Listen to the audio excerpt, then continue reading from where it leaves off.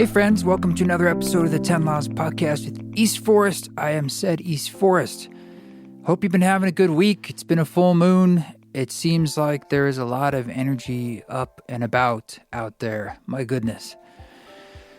Well, this is what it means to be walking through the fire, to be warriors of love.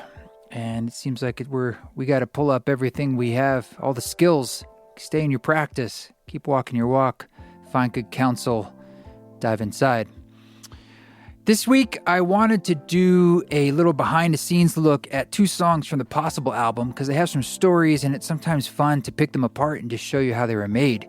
We're going to get behind the song Sweetly Down and also the song What Is. And just before we do that, I want to just give you an update on those events that we got coming up here. September 14th in Denver, Colorado, and September 16th in Salt Lake City. And there's going to be some new information about another event added right at the beginning of September. We'll tell you about it, and it's going to be for the third week of September. I wish I could tell you more, but that's coming up soon.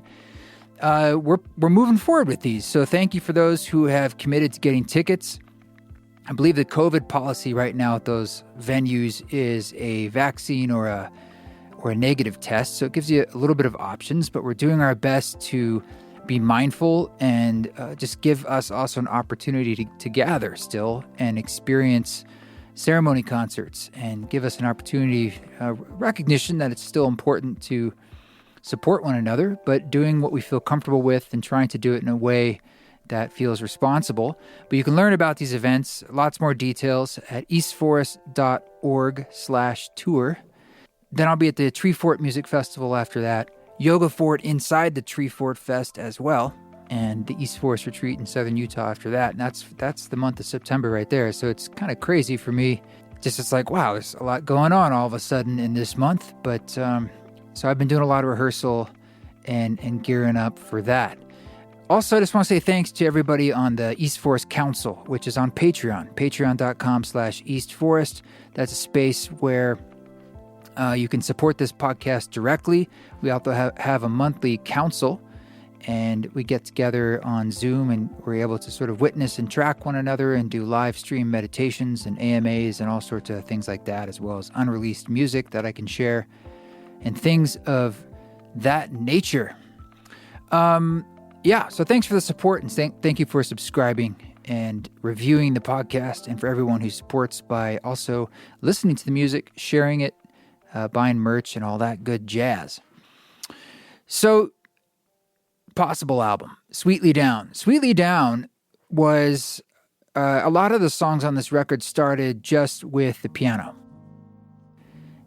And this one, I believe, was done on my Charles Walter upright piano down in Southern Utah. I moved it down there a couple years ago. So, anytime I'm in Southern Utah, I can get a chance to, get in there and record.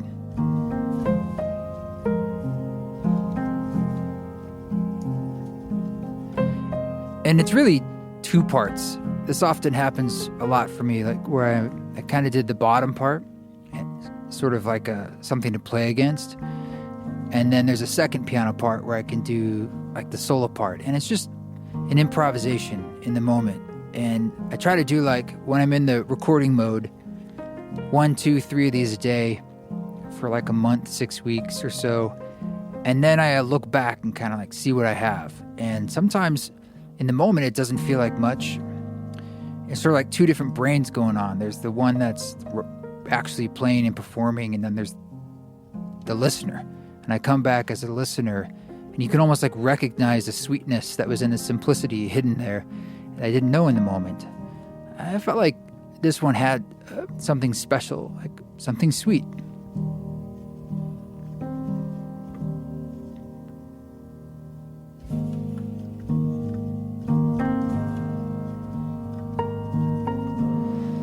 And I liked it as is, but I also felt like it could use, more. Like it would be cool if it had sort of a call and response. And so I immediately thought of Sheela Bringi, who played on Mind Karma on the Ram Dass album. And she's just an incredible talent, incredible singer, incredible musician, composer, just she's just one of these musical prowesses, and she plays many instruments, but one of them that she plays quite well is the bansuri flute.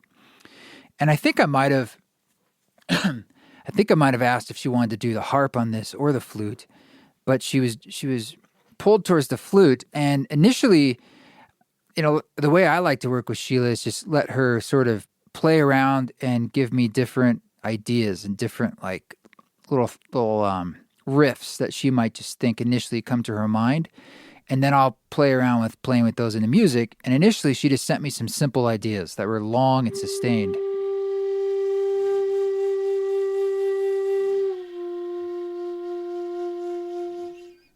And they were all longer phrases.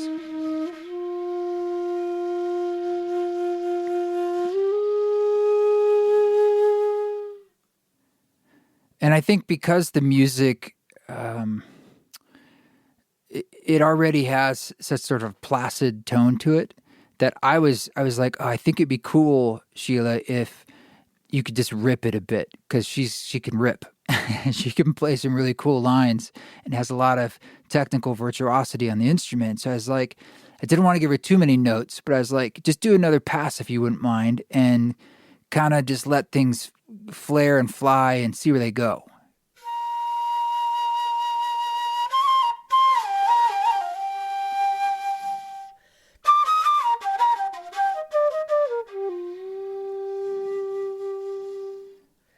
So from there, I felt like, all right, now we're good. Now I think we're getting somewhere. And she gave me, of course, like, I don't know, there were like 30 or 40 of those like riffs just all over the place that were perfect. So then it just became more of a job of exploring in the music itself. Like, it's more of now like a producer compositional idea, like which phrases should fit where, and create sort of an arc and a call and response to the music. And then that's just really a process of experimentation. And so I basically just kind of would try different ideas in different places and, see what fits where. And that's kind of what you hear in the song.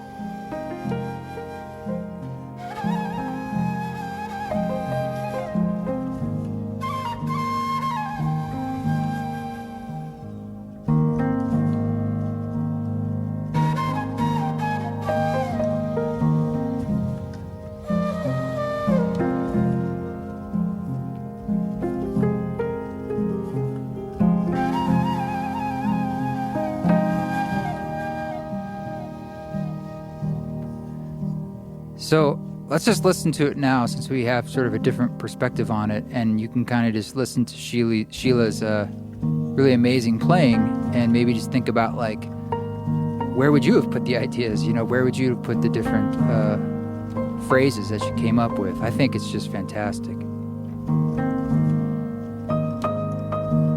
I love the call and response between the melody, the piano, and the flute.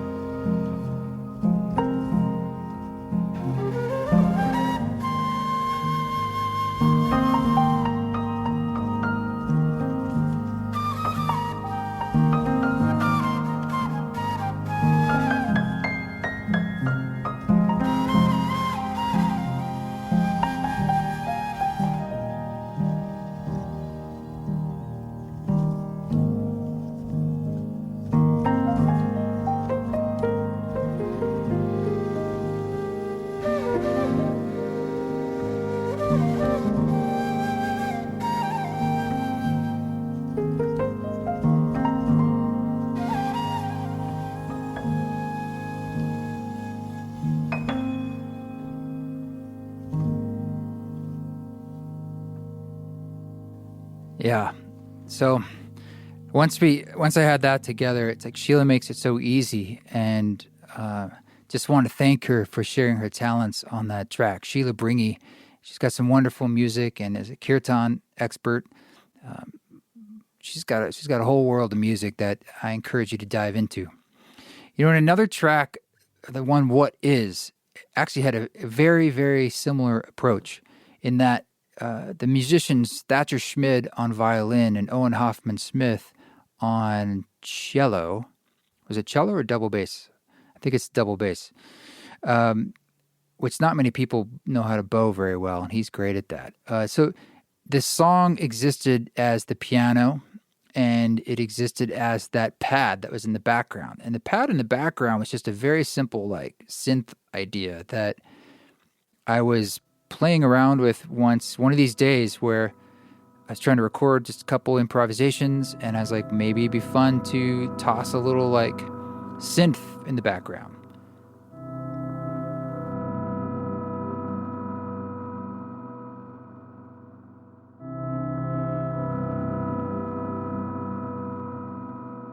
And it just repeats, which, you know, at first I'm like, that's kind of annoying, but it also, there's something beautiful about that. I couldn't put my finger on it, and I wanted to play against that. So I just basically, on the same Charles Walter little upright piano, I just set up the mics and just improvised against that.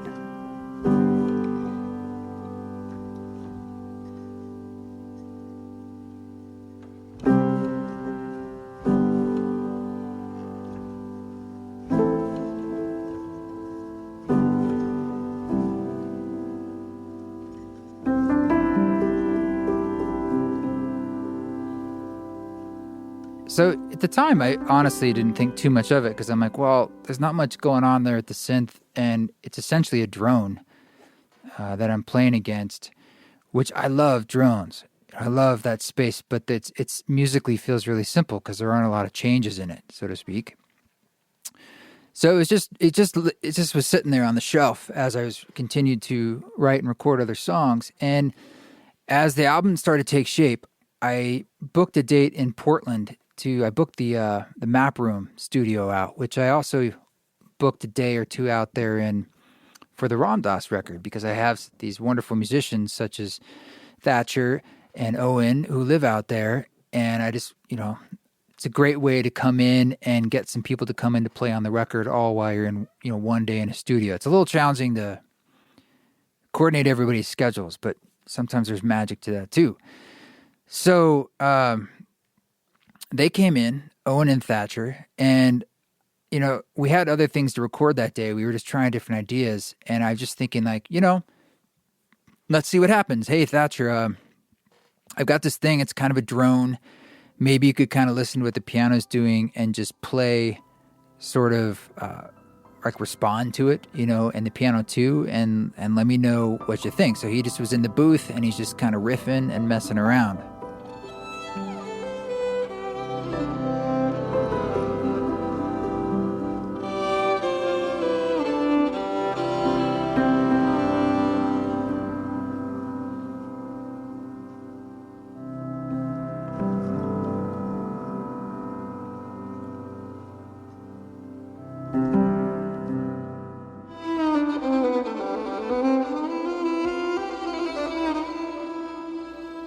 Thacher has such a unique way of playing, and that's why I love.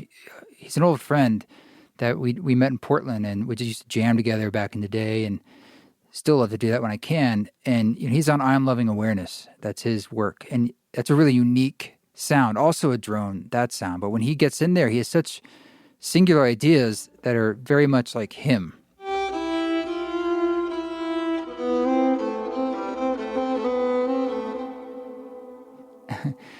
And sometimes, you know, sometimes they don't work, sometimes they do, and he throws a lot of ideas down, and I just kind of sift through them too, and then move things around and see what fits.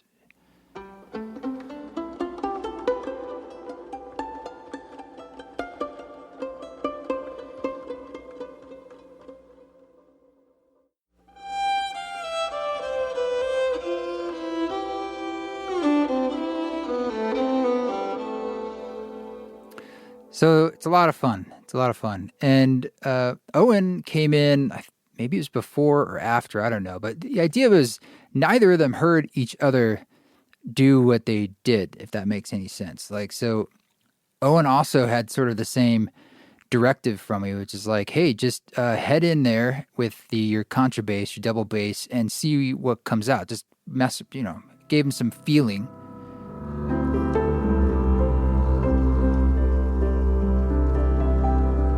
A beautiful, deep, deep tone.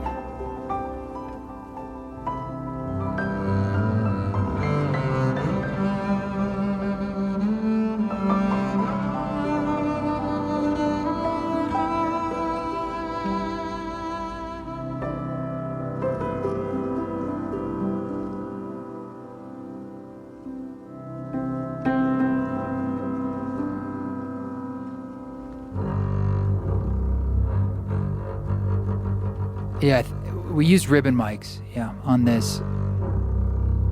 It's probably a Coles. I think we're going through a beautiful Fairchild 670 clone they had there.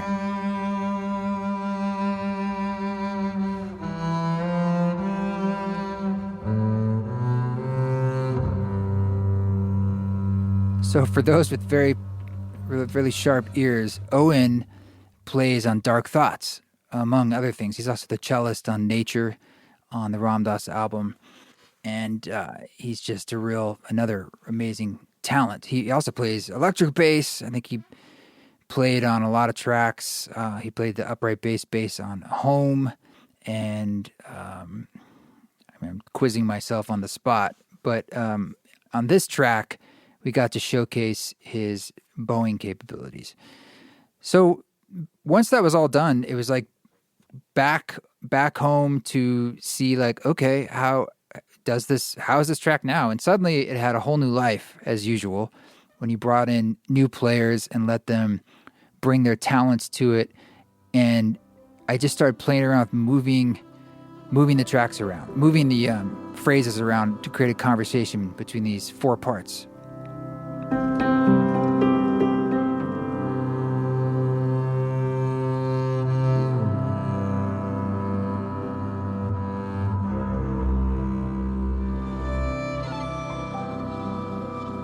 I mean, the only thing that doesn't move around is that synth that is an ostinato, repeating pattern in the background.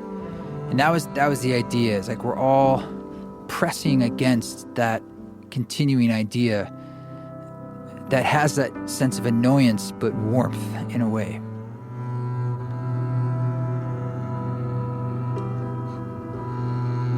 And that was the idea for me about Against What Is. That was the original title, Against What Is. And then I shortened that to What Is. And it's sort of like that repeating synth pattern represents law, or life, the interminability of it. And we are the players on the playing field, dancing, responding, pulling, pushing, easing, going, receiving, giving against it. And I just found it really beautiful how that all came together. So we can take a listen now with that sort of mindset and see where the song fits for you.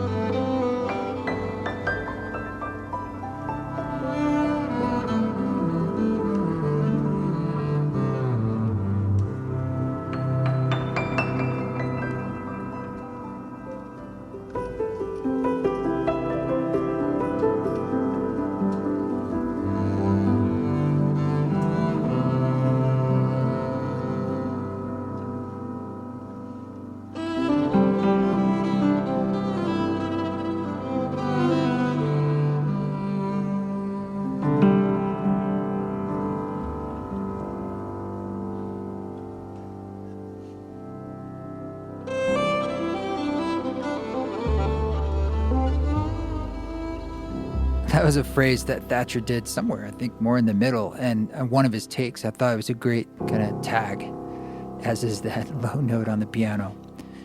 But I just want to thank, Sheela and Thacher and Owen and everybody else who played on the Possible album, because I love bringing in the gifts of others like that, including arrangers like Lorna Doone, and even think about people like Taylor Dupree, who's mastered a lot of my work. That's a close relationship that helps shape the music as well. And in that way, it's very much a team effort. And so it's fun to get behind. It's also fun to remember how those songs were created. And a lot of this album started with just piano songs like that. And some wanted to have elements added on and some did not. And some transform more into orchestral pieces or have vocals, or in other albums, sometimes the piano goes away and is replaced by other instruments, whether a synthesizer or something else.